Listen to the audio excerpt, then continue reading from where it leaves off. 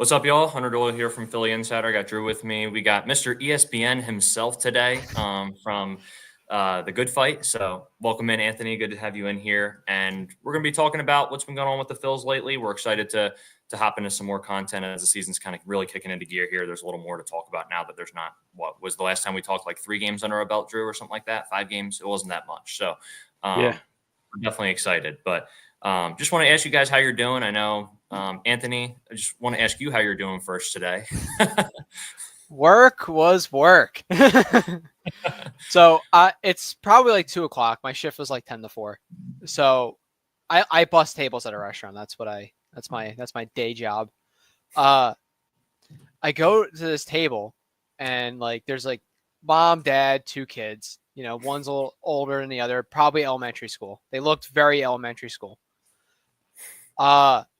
They spill a glass and like a glass breaks, like a little like wine, like one of those like little wine glass things. I'm trying to figure out where the camera's going to point. All right. One of those like little wine glass things that we use for water. It spills, some glass breaks. I go to, broom it up, whatever, and like have to wipe it down. I go to throw all of it out. And then I come back and they spilled a beer. And just the dead look in my eyes. I was just, and the one of the, like the wife, I don't know if they're married or not, but like the mother, I don't know if they're kids, whatever, was like, oh, is there anything we can do to help? And all I want to say is like, yeah, don't spill any more drinks, but I just couldn't. You can't do that. You got to be polite for some reason. Right. Dang. Well, is that it? That's my story. Yeah, that's it. It's just Dang. I mean, that's a lot packed into like a short serve there for a table, though. But that definitely don't envy your day. So, yeah. But that being said, I thought it'd be fun to start off with, I guess, a little story from you guys. Don't hear much about our personal lives, so there's always fun stuff going on. But want to shout out our boy Nerio here from Italy. Always appreciate you. Oh, Italy, that's nice. Yeah, definitely, nice. Man. Look at that. Good to hear. He's probably wishing. What was his name? The one Phillies prospect from the minor leagues, was his name Nick? Aldegheri. Aldegheri is one of them. I'm thinking like 5-6 years ago. I think at this point, I can't even remember. But no way, I'm gonna remember. Definitely not. Yeah, definitely not. I remember Sammy Aldegheri. It was like, sure. Oh, could he be the first Phillies Italian pitcher or something crazy like that? He was one of them. I think this guy played for one of the WBC teams internationally, like for Italy. That being said, I'll figure it out by the end of the pod. Was it the most recent WBC? Because I could pull that up right now. I don't think it was that one. Okay. I think this was like coming out of the process Phillies era. So a little bit ago. But anyway, not important. Speaking of process, I mean, I got a Sam Hinkie shirt on, so there you go. Shout out Sam Hinkie. I'll be at the lottery party for rights to Ricky. Oh, nice. That's a nice get. That's nice. That's outside of watching the Phils, the majority of my time has been spent making sure the Sixers lose the past couple months. So Spike knows more about the Sixers than he does the Phillies, from what I understand. That is very true. Yeah, there's a reason I don't really listen to a ton of WIP for Phillies content. Good guy from everything I understand. But right. Yeah. Anyway, he is a very good guy. Yeah, definitely. He was at the animal shelter at the kennel, right? Sleeping over, I think, last week. When my dog passed when I was a junior in high school, I think I emailed them I was 17 years old, 16 years old. I asked if like they could shout out my dog in their podcast, and it was like, he like responded like right away and like did it. He's a good guy. Yeah, your dog will forever be a process pup. I know he's a controversial subject on Philly sports Twitter, so the last name I'll put my stance on it. Spike is a good guy. There we go. I got the stamp of approval. So that being said, I do want to kind of just start off talking a little bit about we just had some news that Marsh is going to sit the next 3 days from Rob Thompson. And definitely, I mean, obviously he's, I think, hitless in his last 26 ABs right now. That's definitely an important topic to cover, I think, as we start this pod, because going into the season, I think the idea was that they were going to kind of give Marsh a longer leash, especially with lefties, at least in the first couple months of the season, and kind of see where things went. And now we're at this point where we're not even halfway through April at this point, and he is going to be sitting for the next few days just to get a mental and physical breather. So you'll have Johan Rojas out there. I'm curious what your guys' thoughts are on that move. I mean, I think all of us would probably agree that is something that probably needs to happen at this point. But I'm curious what you guys think the long-term implications of something like that are, given where we're at in Marsh's Phillies tenure and his rookie deal. Yeah, I mean, I guess I'll just go first on this one. Johan Rojas, I think it's okay. Like, he's not going to be like an above average hitter probably ever in his career. I mean, he's probably going to be like a 250 to 270 average guy, and he's going to play elite defense. Obviously, he's probably one of the best center fielders in baseball, if not the best.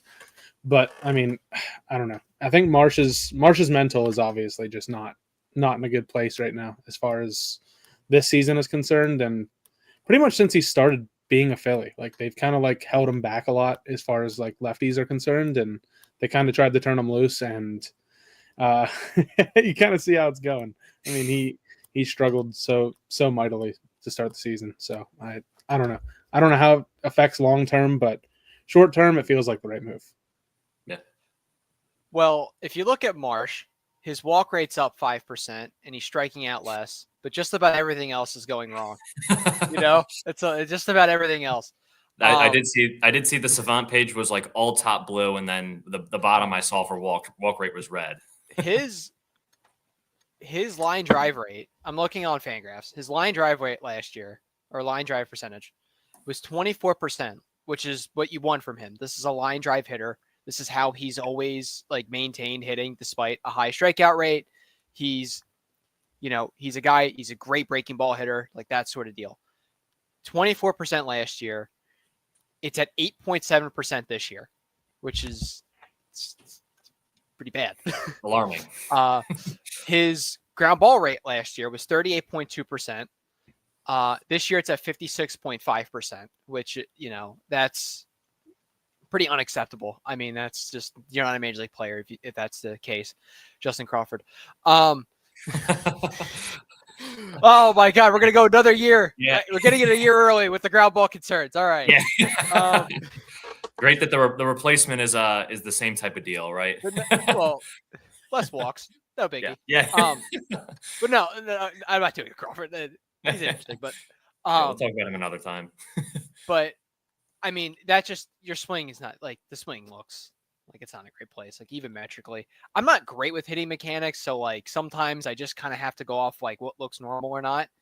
It just feels like, it does feel like he might be pulling off a little bit. And just kind of rolling over. His pull percentage is up too. So that's probably a decent indicator. That just like something isn't aligned, with his, lower and upper half. I wonder if like, usually like a mental break's usually like a day.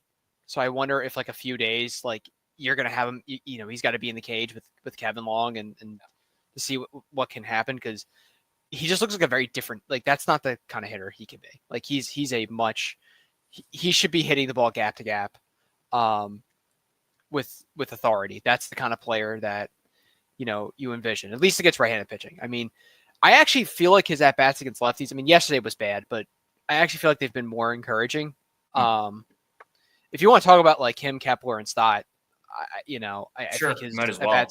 His at-bats have felt like just as encouraging or discouraging as Kepler's, and Stott's been worse. So, it's not like, from that standpoint, I guess it's fine, but like the majority of his at-bats, like he's got to get the ball in the air more, and something's up with the swing, because it doesn't look normal.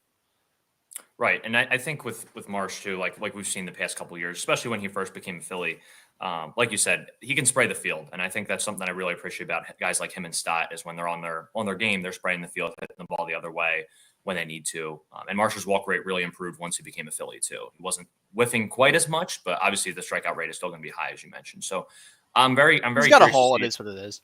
Right. Yeah. So I'm very curious to see, like you said, what happens with these next 3 days, if they can make some sort of significant adjustment, because when he came here, he did make a stance adjustment with Kevin Long originally. So I'm curious if maybe there's some reversion. Is that the word you would say, like reverting back to his old habits occurring right now? I'm not quite sure. I don't know what it is, to be honest. Like, I don't like it. It's definitely, when you look, like, I think some of it is just first couple weeks got off on the wrong foot. Sure. Maybe he's just, and now he's just pressing, but it might be something bigger than that. And I'm sure there's a version of a mental reset here with giving him some time, but there's definitely like, at least metrically, and I even think in the eye test, like there's something weird about his swing right now. That's not like, that doesn't track with him. Mhm. Yeah. So that has to get fixed. Yeah. I mean, I'm not one to call for people's jobs in the first 3 weeks of the season, but after the season, if the offense disappears again in the playoffs, what do you That's do not with my- Kevin Long? Oh, that's not. Oh, this is. I've been talking about this. I knew you're gonna. Yeah. I knew you're gonna. I've been talking about this. Yeah. No, I was a big fan of keeping Kevin Long last year because I always liked the fact that Bohm took a step. I like that, Marsh I thought was still on the verge of taking another step. I bought, you know what, like they made such a big deal of it. I'll buy the Bryson side elbow thing. Okay. Sure. You're, the task, and the task last year was trying to get the veterans to adjust, less chase and all. It didn't work, but okay.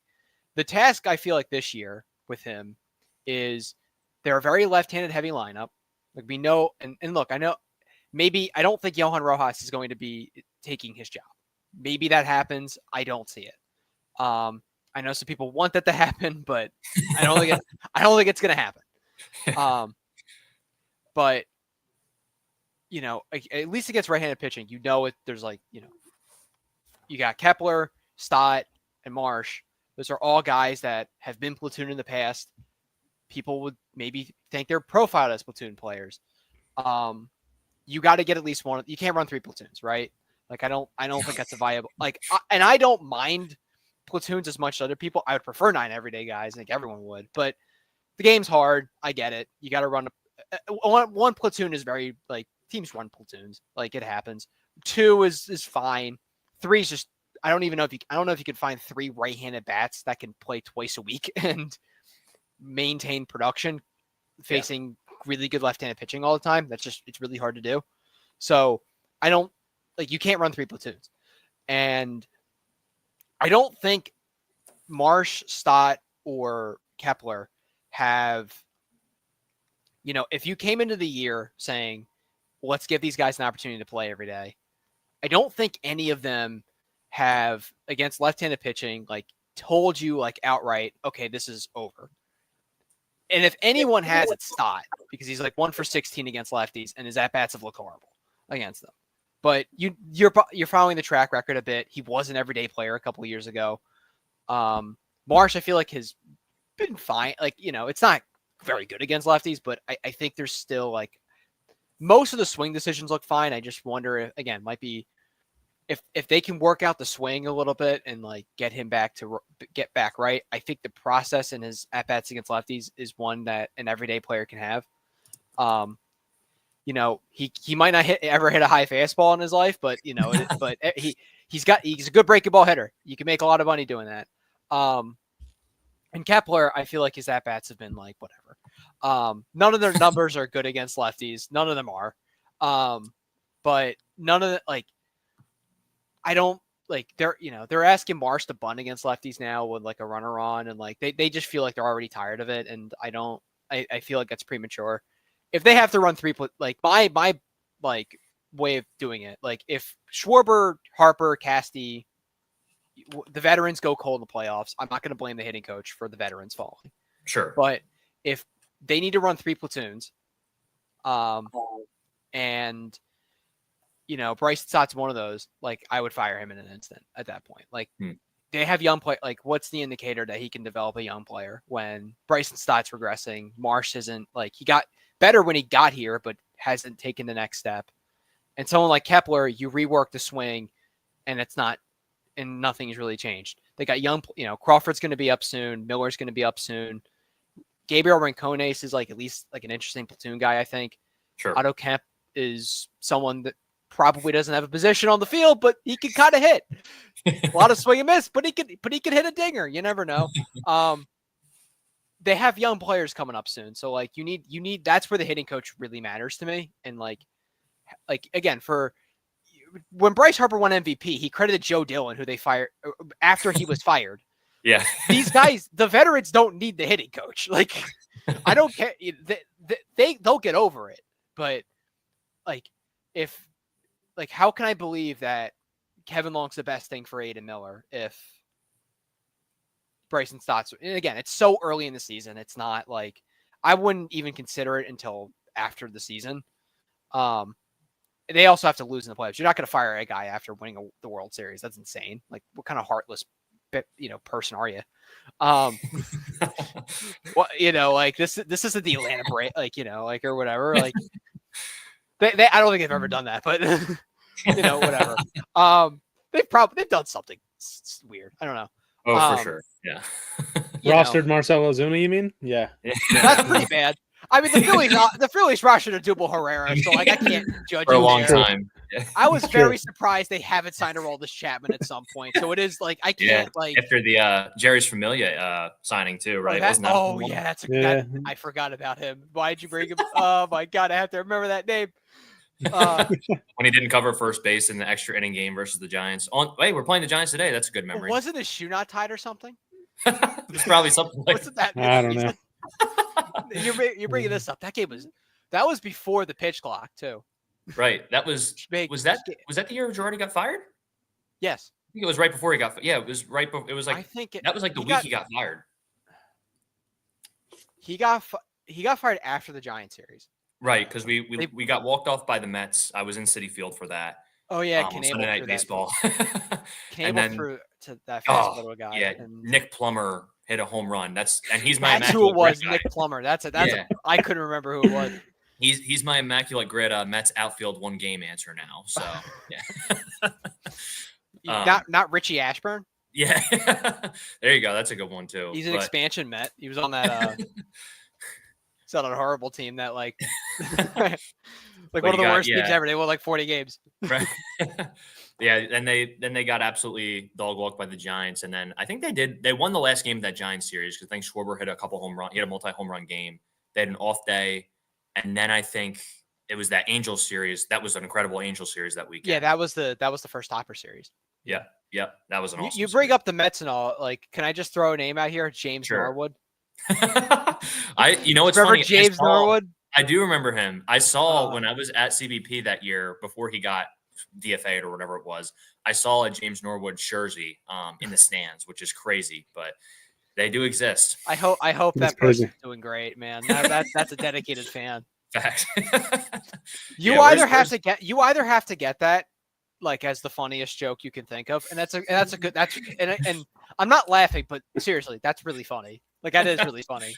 Yeah. But or you're just like, oh, I'm a collector. It's a collector's item or something. Yeah. Like, I don't know. Yeah. You have to get that custom made, I would imagine.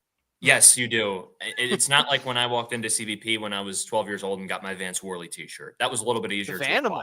Okay. Yeah, Vanimal. This is before the Ben Revere trade. Yeah. Did love Ben Revere too. Almost got one of his road jerseys on sale like years and years ago, but didn't happen. But anyway, to kind of bring it back full circle, for left-handed hitters with Ben Revere, but I think with Stott too, it's interesting because not that it was a large sample size, but I think in 22 and 23 he was playable versus lefties. Obviously didn't play every single time, but when he was out there, he certainly wasn't 1 for 16-esque bad. And now, like you said, we're at this point where he's kind of regressed, and it's an interesting point you bring up about Kevin Long and bringing him back this year because I do wonder, like, if you are platooning guys by the deadline, like let's say we're in this situation still in July and we're looking back on this pod like, wow, we're still having the same conversation right now. I'm not saying fire him in July, but do you think what they do at the deadline, like if they have to acquire a guy or two because of that situation, do you think that also affects? I mean, you're just at that point you'd be. Oh, I'm sorry, I shouldn't have cut you off. No, you're good. You're just kind of running out of like justifications. I feel like that you're not. I would not like by July they should be. I don't know, like a bunch of games over 500 competing for the division. You don't want to rock the boat, I would imagine. Like that's not right. We're not. Don't be the Denver Nuggets, or whatever, or the Grizzlies. Is that they both did it? Yeah. NBA coaches, man. Like it's like Budenholzer got fired today because like they can't. You couldn't make the Kevin Durant, Devin Booker, Bradley Beal thing work. Like it worked great the year before with a different coach. Sure. And then what's it called? The Raptors, was it Dwayne Casey who they fired after he won Coach of the Year that year too? Oh yeah. Well, that one at least was like, all right, like Yeah. you can't beat LeBron. Like at least that's a better Right. reason. It's a better And they like won the finals the next year, so yeah, sure. Like that's why. But Kawhi Leonard helped. yeah, I'm sure Sixer fans are really looking forward to that Raptors title from 2019 with Nick Nurse coming back. I'm sure they're really happy about it. oh yeah. But anyway. I make I jokes, can't add man. much. This is all I do. don't watch basketball. I just watch. You don't need. I don't either. You don't need to. Like, True. not to crack these kind of jokes. It's to make a Justin Edwards joke. You might need to watch a little basketball, but Philly native. Yeah, there you go. Oh, he is. Yeah. Yeah. Emotap, I think it was. I don't even know where he went, but regardless, Drew, I'm curious kind of what your thoughts are on that too. Like what you kind of do in July if you're at the point where you're platooning a bunch of guys, and like what that kind of, like you said, like Anthony said, you don't want to rock the boat at that point. I just don't think a firing would make sense. But what's kind of the outlook at that point? And is it like, let's say they do that and then they do have some success in the playoffs, but it's not enough. Like I don't know kind of what you do from there. Yeah, I mean, if the left-handed hitters are struggling to the point where you need somebody that's going to play every day, I think you just go out there and you get a guy that can play every day, like in center field or left field, wherever it may be. I think Kepler could be a good guy that comes off the bench, like against right-handed hitters. If you need to, whatever. If Alec Boehm's having a bad game and you need to take him out versus a righty or whatever, whatever the situation may be. I think if they can get a everyday outfielder, that might help. I don't know, but I would like it to just. I pride myself on being very rational with with like what I say about the Phillies. And in the first few minutes of this, it's about firing the hitting coach and Mike Trout. Like that's no. I'm not saying Mike. There's a Spike Eskin reference there My bad, too. Drew. Sorry, I didn't mean to interrupt you, Drew. But it was right. I there. did. I should have done it, but I had to make the joke. Hey, Luis Robert would be good though if he's healthy. Sure. Yeah. Anyway, I don't know. I think it'll work itself out the way it is now, honestly. But I hope it does at least. I don't foresee a situation where they're going to go out and trade for a big outfield bat at the deadline. But hey, you never know. You never know. Baseball does have a thing of sorting itself out, so maybe someone just plays up and your problems are solved. That can just happen. Yeah, absolutely. And hopefully Boehm, kind of transitioning to him, hopefully he's one of those guys too, because he is still hitting the ball hard right now. He has been, I believe his out of zone swing rate has definitely been up to start this year. I'd have to check on that for sure. But I mean, I think he is a guy who hopefully it'll sort itself out. He's obviously in a pretty crucial year with the trade rumors this offseason. Obviously they shopped him a little bit. I don't think that's any secret. They can say what they want about it. But at this point, they do kind of need him. I think he's another guy, like maybe it just takes him going down to the bottom of the lineup for a little bit. He's already had an off day at this point, so that was already done. Not that you can't do it again, but that has like I said, like they've already tried that at one point. So I think at some point he's just going to have to start hitting too. And then at that point, I think you're in a pretty good spot because Castellanos and Schwarber have been pretty good so far. Harper's going to sort himself out. Like, no, I don't think anyone's concerned about him. So if you have another guy with Boehm there, it's like, all right, at least we can kind of focus our problems more towards some of these other guys and some of the left-handed hitting too. Yeah. I think it's like, I don't know. I agree with what you were saying, but I'm looking a little bit more forward here with this, but what do you guys do in the next year and a half with Boehm or Stott? Like, what about Aiden Miller? Like, what do you guys think? Because they're obviously not looking to play him in the outfield. Like, they're pretty stern on that, I think. So I think one of those guys is going to have to go, and I don't know which one it's going to be. I'll jump in real quick, Anthony. I'm not going to go for super long. I think you're good.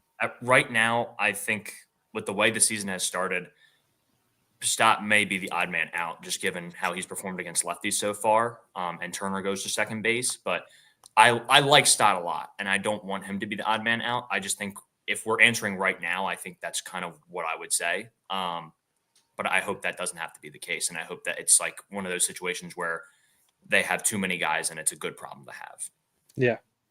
I don't think Miller's getting promoted this year, so I would imagine I think he's had a tough start best to case, Double-A, but it's not that it matters. But I doubt it's going to be a this year thing. I think best Mahomes case if Oh. he's ready this year at some point. Sorry, no, I was just trying to like add to what Oh, you were no. just saying for a sec. But I was just gonna say like, oh no, sorry, wait. wait. You go. You go. I was gonna say best case it's gonna be like very late this year if there's like an injury or something. If they feel like he's ready, and worst case it's probably gonna be like around that time next year, like near the middle end of the season. But it's probably gonna be somewhere before that or in between that. So I don't know. I mean, I don't think I don't think Crawford will get promoted. I don't think Miller's getting promoted. I don't know if Rincone. I doubt Rincone's. Maybe Otto Kemp gets a look if there's like enough injuries, but like he doesn't have a position, so I don't know. Yeah, yeah, he's kind of like a fun utility ad if someone goes down on the bench. Utility, but you can't play anywhere. You know, that's what.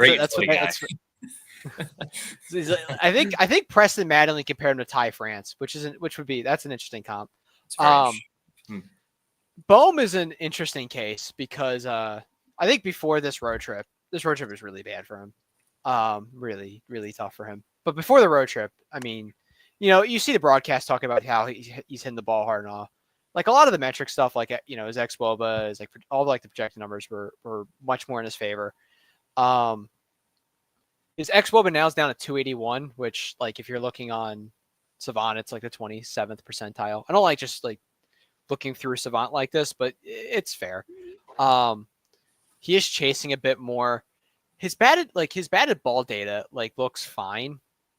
A little less pull, but nothing like insane. I think some of it like I think he began the year unlucky, but I do think right now like this last week I think he looked like a real concern.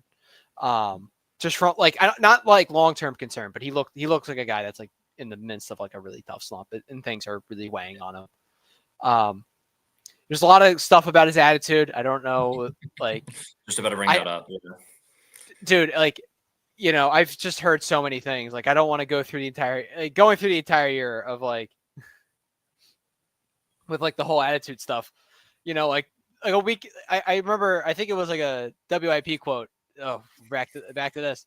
And it was like, someone was, I saw it on Twitter. Someone was like, yeah, he's been having all these attitude problems all season. And I'm looking at it. I'm like, yeah, the season's been 2 weeks long. He's in the midst of a tough slump. Like, what? Yeah. They love what should he be like smiling? Like you'd be yeah. Oh, I hit a line out. Oh, I should be so happy. The all season quote is a classic during WIP this time of year. No hate on WIP. I don't hate them like that. I'm not the biggest fan. So like it's they're they have their place in the media here. They got their place. Sure, for sure. Yeah, I think that's fair for sure. Yeah, and I think like as far as the attitude goes too, like I do get sometimes frustrated just because I'm like, all right, I get it, but also like sometimes it feels like in moments where there's momentum, like obviously it's one thing if you just get out, but I think like sometimes when he carries on a little bit, I'm like, all right, this is getting to be a little bit much, but at the same time, it's like he's a productive player for this team, and he cares about it too. Like he's a perfectionist guy, obviously. Like that's part of who he is, and I don't think it's one of those things where it's like actively destroying the mental or culture of the team. Yeah. So if they care about it, like they care about it a bit. So like I feel like you have to some extent, but I don't want to. A lot of it's like I don't like doing the touch. I don't like being so touchy on the. Sure. Or I think it's a delicate conversation. You're talking about a guy's personality. For sure. Yeah. Like like I don't want to say something like, you're mad about the on-field performance at the end of the day. If he's hitting well, then it doesn't really matter, right? Exactly. Yep. 100%. Yeah, and I, like you said, like it's very easy when you're sitting on the couch watching him not making being paid millions of dollars to perform at a high level and to be able to hit a breaking ball that's going like 24 horizontal inches or whatever it may be. Yeah, it's not like. Plus, like I mean, how many of like I'm a perfectionist. Like it's like I get mad all the time. So like, I can't even imagine. 44,000 people only makes it harder. I feel like. Yeah. Especially in the Philadelphia market. Yeah. I think. I'm sorry. No, you're good. I think this might be a good time to move on to the bullpen on negative notes for the most part. I think most of it's going to be They're mostly nine. negative. Should I But point out they're 9-6, and this is like the word. Like it feels like the Right. sky's Yeah. falling. Like it's fine. I mean, they'll be all right. that's but, pretty like, good. Yeah, I mean, you need Bryce Harper and Trey Turner to not suck for them to really dig out of this thing. But Sure. those guys have been bad. Start. Yeah, they've been sure. bad so far though for their standards. Right. Yeah, obviously, yeah. It is fair to just like contextualize it. Like their standards, they should be really high. They should be a World Series contender. The standards should be as high as they are, but it is sometimes fair to be like they're 9-6. Like they're not 6-9. Right. Nice. Exactly. But no. How about Tanner Banks though? Yeah, go on to the bullpen. Yeah. I gotta pull something up anyway, so talk about the bullpen. Go for it, Drew. I mean, I think the good is going to be probably mostly just Jose Alvarado. I think everybody else has kind of had some bumps in the road at some point, especially Jordan Romano early on in the season. But I think the last couple times out, he's really figured something out. Like he's looked much better than he did in the first 2 outings of the season. So I think he's going to be a solid piece in the back of the bullpen down the stretch here. And obviously, Ryan Kerkering, we all know what he is. He's a 2-pitch pitcher, which kind of makes it tough for him sometimes. But I mean, you can kind of survive being in the back end of a bullpen, being a 2-pitch pitcher. I mean, Craig Kimbrell did it for how many years, and he's one of the best closers of all time. So but I don't know. I think Jose Alvarado adding that third pitch just to have it there, like even if you don't use it a lot, it just kind of helps so much. And I don't know. I think Kerkering might be able to add something similar to that at some point down the line, maybe if he doesn't have a ton of success early on in this season, or maybe just in the season in general, add it in the off season or something. Sure. And I think with Alvarado too, it's like at this point, he looks like hopefully they don't overwork him like last year. And obviously last year he had personal stuff going on, which we always mentioned, like obviously we don't know what was going on there. So there's obviously, I'm sure that affected his mental a good bit and his performance to an extent too. But obviously on paper too, like outside of that, the velo was down. And I think this year you can see like he looks like himself, like his old self, but like even better almost in some sense. Like he looks great right now. I don't have a ton of concerns about him. I think Strom has been pretty solid so far too. I've been pretty pleased with him. I mean, he was an all-star last year. It's kind of what you expect from him too. I'm not expecting him to be an all-star again, but like, as long as you get what he's done the past couple of seasons, I think you're fine with that. And then, like you said, Kerkering's been pretty good in his short stint so far too. And those are your 3 guys, right? Like right now we know those are the 3 bona fide high leverage guys they're going to be using in big situations. And obviously that'll develop as the season goes on. It's not set in stone, but those are the 3 guys from last year and the last couple of years who we know we can trust in those spots, or that they're going to trust in those spots. And then there's the Jordan Romano experience, which has been an adventure so far. So I think that's like, honestly, maybe the biggest topic of conversation among the high leverage guys is his velo has been an interesting topic too. I think he like has worked up to 96 sometimes. And he even kind of said he's trying to find it and can't, which is a major concern.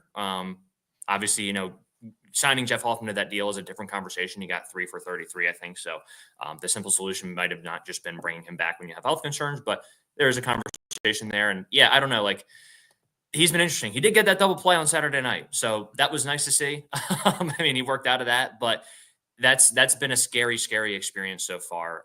The group chats, I'm sure for all of us, have been quite active when he's been in the game so far. So I'm definitely curious what you guys have on him. On Romano, right? Yeah, Yes. I don't know. I think, like I said, I think he's going to be fine, but it's been an experience, like you said. So I don't know exactly what to expect, but I think he's going to be probably somewhere around the 3rd or 4th best reliever in the bullpen come the end of the year. So I don't know. It depends on what Kerkering does, kind of what Romano's role is going to be, because I think obviously right now the 3 top trust guys are Alvarado, Strom, and probably Kerkering. Yeah, but I don't know. It could change.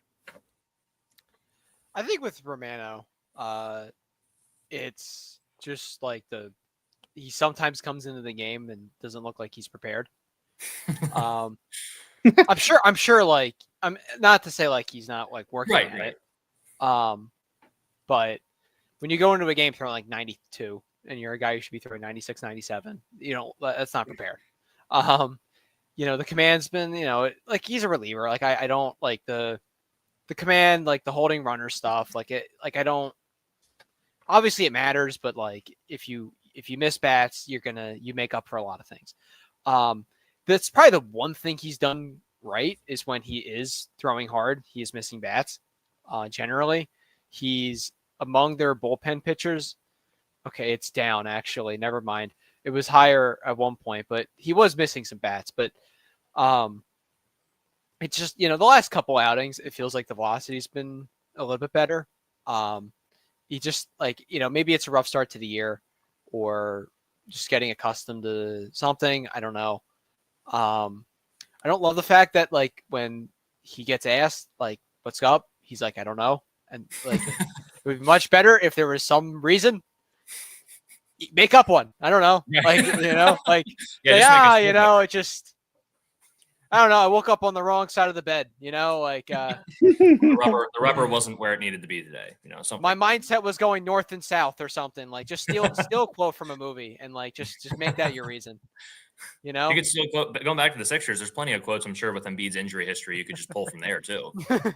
Paul George too. Like I'm sure there's something there. He's got a whole podcast like you could pull stuff from like. I'm sure there's something out there. There's plenty of things. Make something up. Yeah. No, I appreciate the honesty, but no, like it's just I think for him, like it just has to just be more consistent. Because there is a good there's a good reliever there, which I think is a bit of the frustrating element of it. And if you look at their pen, like I think I would agree, like Alvarado, Kerkering, who like I have, he needs to miss more bats. Kerkering has to miss a lot more bats than he has. Yes, but still been good. And Matt Strahm, I think those are your three guys. That's good. Like it's good enough to win a World Series. Like I think your top end guys at each position are what are going to win you games. Like you can talk about the seventh arm in your bullpen and all. Like it's those guys aren't pitching leverage situations in the postseason, obviously. And if there's injuries, then you that's a different sure. That's a different conversation here. But the problem I have is like after those three, it's just a drop off, and it's you look at like their numbers as a bullpen. They're not the worst bullpen in the game. Like they're not. Like they're like 20th in ERA. They're exactly 20th in ERA. They're 17th in FIP.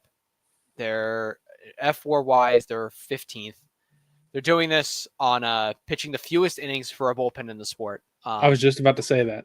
Yeah, like it's easy to be better whenever they don't have to throw. That's a Rob Thompson. That's a Rob Thompson masterclass there. Just I love it. I love it. Save him for the postseason. Strikeout rate, which I think is probably the most important stat for a bullpen. They're 15th.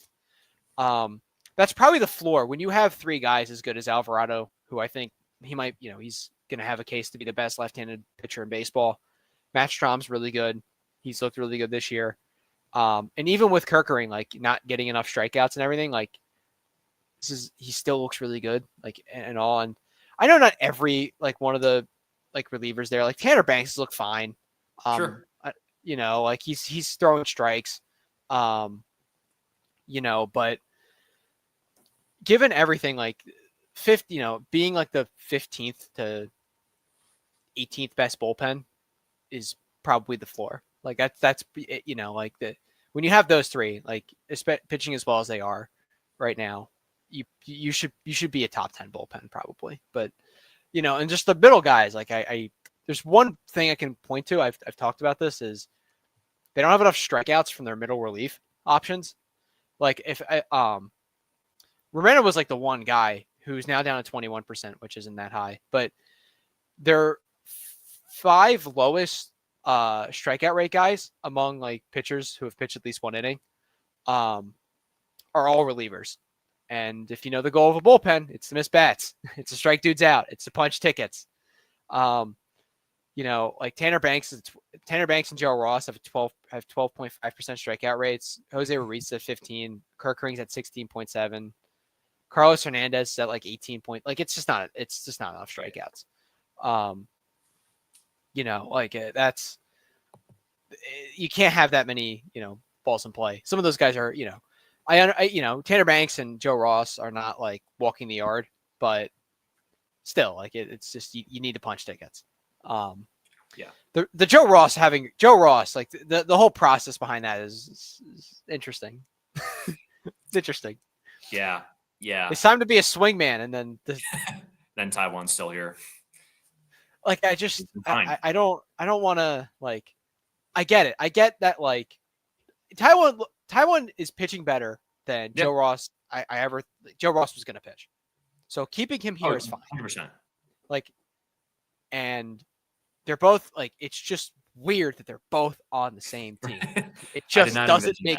And they're trying to do the whole like, well, Joe, we really liked what he did last year as a relief option, even though he can't pitch back-to-back days, which is a thing every middle reliever should be able to do. Yeah. You know, like he can't do that, and he can't miss bats. But you know, yeah. There's always been like I feel like there was rumblings of he was a good 1-inning guy last year, so maybe if someone gets hurt or like if he needs to be in that role, he can do that role. But like you said, if you can't go back-to-back days, that's off the table immediately. Like it's they put him in like the Atlanta series, which was terrible. Yohan Rojas lost them a game because of their defense. And first game that was a fun play. I think the second game they won. I think they did. Yep. Whichever one, and then the third game, which was just like a nightmare. Matt, so like I'm in the Phillies therapy Patreon. Like I have that. I'm in their Discord. Matt Gell was just not happy about having to sit there for like 2 hours. I saw his. It was tweet. Like that day, like the daytime, it was beautiful in Atlanta, and then the nighttime it was gonna rain, and it's a getaway day, and they. Yeah. But good job. Yeah. Thank you, Braves. So, like Joe Ross like comes in and he's done like 91 miles an hour. Like it's back-to-back days. It's like, well, maybe you shouldn't pitch back-to-back days. It's like, okay. Like, how does that work? Yeah. He's not a long man. Ozuna coming up to bat in that situation, you could just feel it was probably not going to end well there. Well, it was the first pitch of the game, like, because the camera's kind of up with them, so like sometimes a pitch movement, like I sound stupid saying this, but it could be deceiving. I thought he was throwing 91 at first, and I'm like, okay, he's like throwing a couple cutters here, and they're getting called four seams, okay.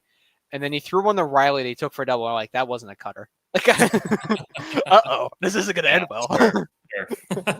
It's like, Yep. And I think kind of on the note of that game. So I was with my coworker driving home.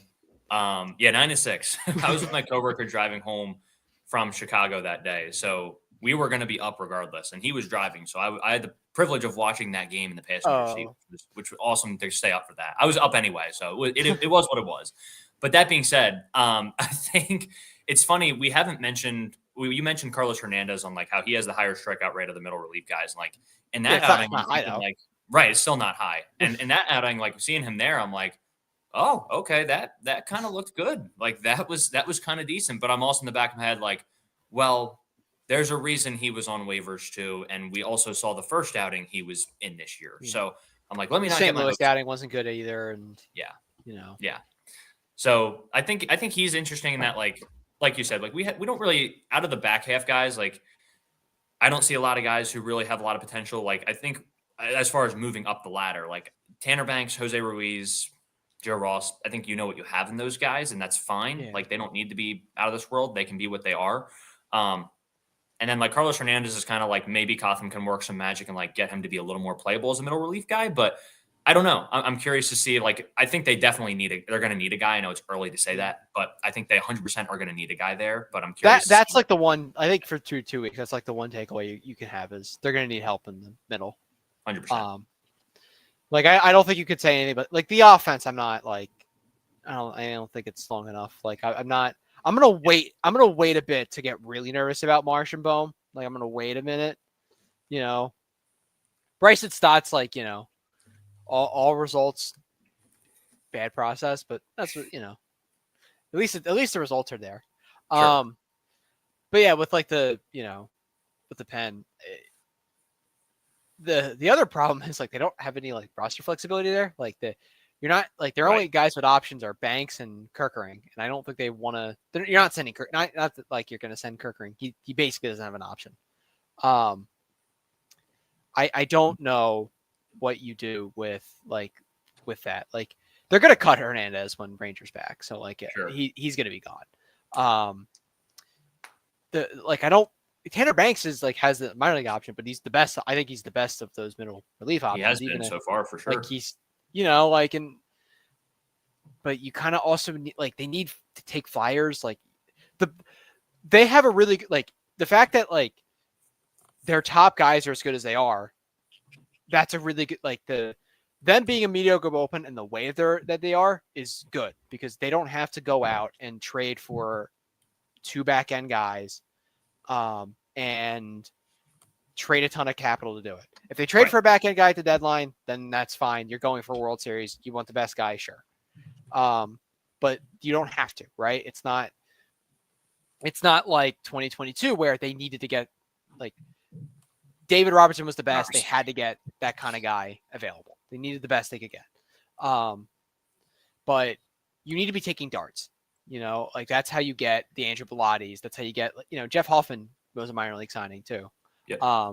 Not saying that not saying the next guy's going to be the next Jeff Hoffman, but you get, but you want to find that Jose Ruiz, like last year, you need to be taking swings and there could be injuries like that. If one of their guys goes down, with injury, that's a roster spot up there or something, but like, I don't think you want to burn the Joe Ross contract right now. I don't think they want to cut Jose Ruiz yet. I don't think you want to do these things. So it's one of the, because you don't want to cut these guys to churn arms and then none of those arms are anything, sure. you don't want to do that. So yeah, it's tricky. Yeah.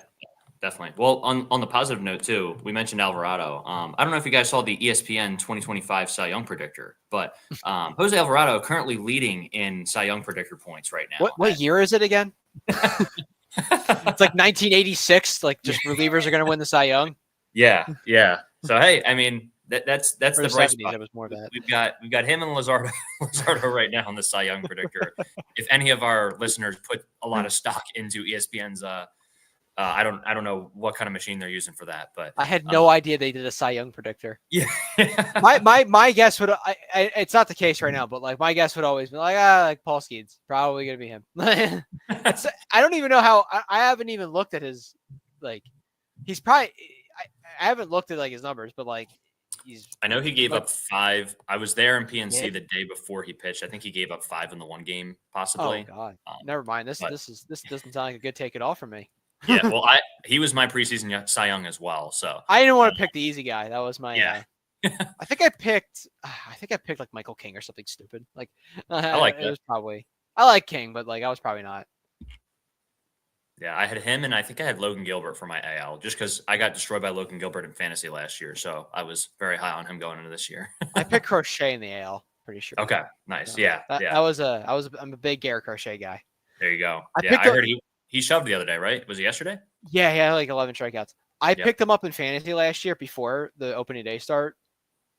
Like I was in a fantasy league and I was like, I need a starter. And I'm like, I guess the White Sox, like he's the opening day starter. That must mean some good news. Like I picked him up and then a bunch of people in the fantasy league like saw the outing. It's like, wait, who has Garrett Crochet? Who did this? I didn't watch any camp or anything. Yeah, I tried doing it again this year with Sean Burke, and that's going very different. I think I did take well, I don't do betting, but like for the fun of it, like on Talking Baseball's team previews, I was like taking the overs and unders on wins for each team with them. And I think I did take the over for White Sox wins this year. So hopefully we get over 50. I think it was like 50 and a half or something like that. Maybe. I mean, that's like, you gotta. Yeah, you have to be better than last year. So you gotta you're gonna bring up some guys like Noah Schultz is coming at some point. Like one of the catchers will come up. Kyle Teal and Montgomery probably this year. I think I heard anything. Josh Rojas is there. That's better than a lot of the guys I had last year. Mike Talkman's is there. Yeah, the best Mike T in center field in baseball. But yeah, anyway, I mean, on the bullpen, kind of circling back a little bit, like yeah, I think to kind of sum it all up, like we all kind of agree. Like they have their three guys. They probably are going to need another guy at some point. And I know, like again, it is early, but I think it's kind of definitive. They're going to need a fourth guy at some point down the stretch, whether it's trade or whether they, like you said, Anthony, take some flyers on guys. Yeah. They're probably going to need someone. But I don't have too many other thoughts on the bullpen. I don't know if you guys had any others or. Nope, I think that was it. They could really use 2022 Andrew Bellotti, just like all the. You know, like their only reason their strikeout rate's as good as it is because of Alvarado. So like, sure, yeah. You know, and hey, I mean, they made it through the playoffs with Eflin, Sir Anthony, and Alvarado that year, so anything's possible. I mean, Connor Brogdon was good at one point. Yeah, it was like whoa. Closed out that game against the Braves when we were up 9-1, and then who was I thinking of? Oh yeah, D-Rob closed out Game 1 of the World Series. I forgot about when Aledmys Diaz tried to get hit by a pitch. I was talking about this with my dad. Remember when Martin Maldonado leaned into a pitch? You know what I saw the other day? I'm thinking about this now.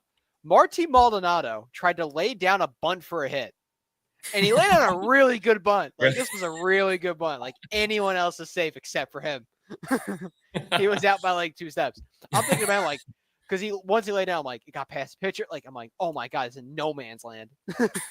He's gonna actually bunt for a hit, and he was still the throw to first comes in. He's like still like halfway down the line. I'm like, what the? Yeah. Man, you love to see that. You love to see that. Not everyone can bunt like Garrett Stubbs can. Hope he's doing well in Lehigh Valley right now. Last I checked, his OPS was like 890, but it's probably been there we go. But like I don't know what it is now, but I do know he's the chief bacon officer right now. So. Big CBO guy. I'm a Garrett Stubbs guy, so I'll defend him. He was an average backup catcher last year. Yeah. Sure. So yeah, well, I'm sure if he comes up at some point this year, we'll have some interesting conversations together about him. But yeah, we'll save that for when but the biggest smile would be on my face. If Marshall gets hurt, then I wouldn't be happy about that. But me and Drew will just be over here like normal day for us, and Anthony's like, really. And well, Drew will probably be saying that Marchand got hurt again too, which he won't be wrong. But I'm not going to wish anything. Right. I'm not. That's not the kind of person I am. Let's do that. Did want to get to a few questions here. Just cover Nerio's question, like why was Hernandez claimed? I mean, I think they didn't want to give that last spot to who was it between Tyler Phillips and there was someone else who was Iogi. Yeah, he was one of them too. I heard he's actually been pretty good in AAA lately, so good for him. Yeah, I mean, hopefully he keeps it up. You know, there's a spot to be had for sure at some point. Yeah, yeah, he's an interesting ad for sure. I mean, part of it was also like Ranger got hurt, so they just need a spot. Like he's only making like 1.25 million, and like the league minimum for that spot's like 750,000. So like it was like a $500,000 thing. Oh, Mateo! Hey, Mateo, you doing? Shout out Mr. Drumline himself. Didn't know. I think I followed. I think. Oh, he's a friend of mine. So right? Yeah. I was gonna say. I feel like I recognize that name from the Twitter Spaces. Oh God, those Twitter Spaces. we moved to Discord, and it was the right call. It was the right call. Given what we've said, it's the right call. And then, I'm curious what your guys' thoughts are on this, Drew. I'm curious too because I know we've talked about this, like thoughts on the Phillies' defense so far and what they've looked like. Because, yeah, definitely. That's been a hot topic of conversation for the past few years. So, I mean, it feels like the infield defense has been mostly fine. I mean, I haven't watched every single inning, but the outfield seems like where the problem is. And when you have Marsh and Rojas in center field, like generally your outfield defense should be not the worst. You know, like corner outfield spots, they are what they are. Like it's not super important, but you can't be a total liability out there, which I don't think Max Kepler is. And he's been taking up most of the time in left field. So I don't know. I mean, they had that miscommunication in Atlanta. Just can't happen, obviously. Yeah. But, I mean, if Sosa's going to play out there, he needs to be better than he has been. I mean, he robbed a home run, but other than that, he's been kind of bad. Like, it's pretty sketchy. So, sure. I mean, by outs above average, they're, like, fine. Like, they're, like, 20, like, you know. But defensive run save, they're really bad. And I don't know why. I'm trying to pull it up. Like, who's, like, really sticking out there? Like, like none of them have been good. Like Johan Rojas has like negative defensive run save because of that like one play. Marsh is at -2, but like their OAAs are fine. Max Kepler's at -1, which is I don't know. Like I don't really know why. Like I assume Castellanos is like dragging this down a good amount. I have to imagine he is. Yeah. That's like the first guy. Trey Turner's actually looked pretty good. Like I'm purely based off eye test. He looks more comfortable at shortstop. So I can't imagine him. I think like the worst thing he's done is he's positive. Yeah, he has a defensive run save, Castellanos. So that's not he's a good defender. Good defender, Nick Castellanos. Look at this. I was gonna say I don't know why they're negative then. I think the worst thing Trey's done so far this year is he like flipped the ball slightly high to Stott when they turned 2. I can't think of too many. He tried to barehand it too, so that was a weird thing. Yeah. But yeah, I don't know. I mean, I think generally, like, I think the defense is going to be fine for the most part. Like Kepler's athletic; he'll be fine out there. Playing left in CBP isn't like the most difficult thing to do, especially when you have the two guys in center that you have as well. So, and like Castellanos at this point, like he's not going to pull a Schwarber and drop the ball against the Braves. Like there's not, I was at that game. Yeah. There's not going to be like any major issues like that. He's going to be a little slow getting to the ball when it gets to the corner sometimes, but if that's the worst thing that's going to happen, I'm not super worried about him. So Kepler's had a good reputation as a defender. Yeah, so it's not like he's been a great right fielder for his whole career. Yeah, so. I can't imagine it's like a big deal. Yeah. Marsh looks like Marsh in center. It's not like had the one great catch. Yeah, he's had a couple of weird ones, but like Sure. OA likes him a little bit more than defensive run save. Like I'm just like looking through. I'm like, okay, like a bunch of guys are just like it's like early season stuff. I'm not like defensive metrics are not very like sticky to begin with, and like so even like in 2 weeks, it's just not It's not something to write into. They're always weird, and especially DRS and OAA. Like sometimes you'll get a guy who's positive OAA at the end of the year who's negative DRS. It's weird. Yeah, it's just it's hard to evaluate. It's not. It's nothing. I don't know. Yeah, it's definitely not a perfect system yet with either of them. But with this comment from Nerio, I mean, I think that's a hard sell to Ranger and Scott Boras to put him in the bullpen. You made the best point that you could have ever made on this. It's Scott Boras. Yeah. I mean, like that one looks fine. Which it's good. He look like for him, like the fact that he looks fine is like it. He deserves a lot of credit for that. Mm-hmm. Yeah, 100%. Given everything, he was one of the like 3 worst starting pitchers in baseball last year. So to come back and look fine, that's like a testament. And to do it in a different way. I mean, it's it's not like the splitter is this elite pitch anymore. It's right. Yeah. It's a lot of just like mixing. He's throwing the slider, a lot of cutters. Yeah. A lot of just like kind of mixing things. Not a lot of fastballs too. Like it's just it's a different way of pitching than he has in the past. So he deserves a lot of credit for that. But Ranger Suarez is a good starting pitcher. And if you're him, first off, if you're the Phillies, like, do you really like, they've worked very hard not to rock the boat on a lot of guys. Like that's not something it's a good thing. Like they're a team that like likes to keep the vibes pretty good. Every team should want that. You shouldn't want the team to have bad vibes. That's not what you want. But yeah, like if you're Ranger, your upcoming free agency, like you're not. I don't think this is like a Brett Myers thing where, given like there was much more value of like being a closer at that time than like okay like even if Ranger would like be the closer on this team in that scenario, like it's a really tough sell, given how valuable starting pitching is and like like the durability questions with him are more, I think, Philadelphia based. Like, I don't think he'll be considered a pitcher that isn't durable when he goes to free agency. Like, he's kind of giving you 22 to 27 starts a year, and there's a lot of guys that can't promise you that. There are really good pitchers that can't promise you too. Like his postseason starts have been some of the best. He's a good pitcher. So like, it's not. I think he's gonna get paid like a guy. I think he's gonna be viewed around the league as like a reliable, like take the ball every 5th day pitcher. Like it's weird because he has like the hiccups here, but if you can guarantee like that you make 25 starts in a year or almost guarantee it, like it's better than a lot of guys. Yeah. Yeah, definitely. Yeah, I mean, I don't know if you had anything to add, Drew. I think I think with him, it's like a contract year. He has to start. Yeah, I totally He's agree. also a You guys better pretty starter. much. Yeah, Yeah. you guys pretty much hit it on the head. I don't really need to add anything. Yeah. Yeah. He's a better starting pitcher than Taiwan. Yes, Like, yeah. even with like Taiwan again, like who knows? Like I don't want to. I'm not wishing anything on anybody, but if someone gets hurt after Ranger comes back, Taiwan's got to start again. Right. Like, it's not. There's a world where both guys are. I do wonder, maybe they go to a 6-man like for a bit, but I don't love doing that. Like it's just kind of taxing on guys, but they might do it to just kind of make Walker feel, reward. Like you don't want, all right, you've pitched so well, but we don't want to take you out just quite yet. Right. Sort of deal. Like they did it with Turnbull last year. Yes. Yeah. So, yeah, I think the 6-man, especially with we'll talk about Painter later in the year, but I think going into this year, it was inevitable that it was going to happen for a couple weeks at some point. Yeah, you do it. Yeah, they like to do it in August generally. Doing it early in the year is it's it's just a tough sell long term.